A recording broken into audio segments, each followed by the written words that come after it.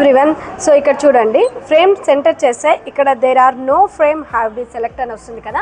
ఫ్రేమ్ని ఎలా సెలెక్ట్ చేసుకోవాలనేది ఇప్పుడు నేను వీడియోలో చూపిస్తున్నాను. సో మనం ఎప్పుడు కానీ మనం ఏదైతే వర్క్ ఉందో అది తీసుకోకూడదు. ఒక చిన్న బూటీ అనేది మనం సెలెక్ట్ చేసుకుందాం.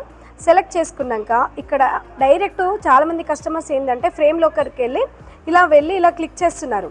దీనివల్ల ఏమవుతుందంటే ఫ్రేమ్ వచ్చేసి డగడగడగడగడగా అని కొట్టుకుంటుంది. అలా కాకుండా నేను చెప్పిన విధంగా మీరు చేయండి, ఈజీగా మీకు వచ్చేస్తుంది.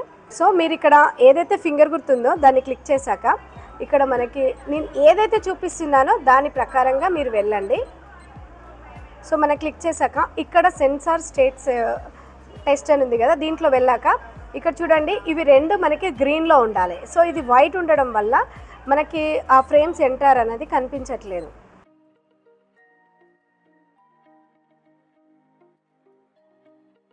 సో మనం ఈ ముందుకు వెనుకకి అది గ్రీన్ వచ్చే వరకు తిప్పుకుంటూనే ఉండాలి, అప్పుడే మనకి అది వస్తుంది. సో ఇక్కడ మనకి ఇలా వచ్చాక మళ్ళీ బ్యాక్ వెళ్దాం. సో బ్యాక్ వెళ్ళాక ఇక్కడ మోర్ సెట్ ఉంది కదా, మోర్ సెట్కి వెళ్ళేసి మనకి ఇక్కడ 4 లైన్స్ ఉన్నాయి కదా, దాన్ని క్లిక్ చేస్తే ఇక్కడ MAC అని ఉంది కదా, దాన్ని క్లిక్ చేయాలా.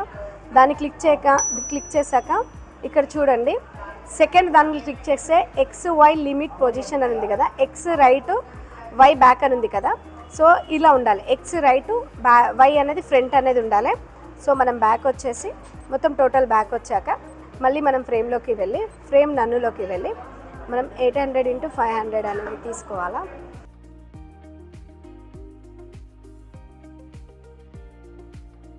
సో ఇప్పుడు మనకు ఫ్రేమ్ అనేది సెంటర్ వచ్చింది. ఈ విధంగా మనం తీసుకున్నాం అనుకోండి, చాలా ఈజీగా మనం ఫ్రేమ్ సెంటర్ అనేది తీసుకోవచ్చు. సో ఇది వచ్చేసి మనకి సింగిల్ ఫ్రేమ్లో ఈ విధంగా చేసుకోవాలి. డబల్ ఫ్రేమ్లో కూడా ఉంటుంది, నేను అది నెక్స్ట్ వీడియోలో మీకు చూపిస్తాను.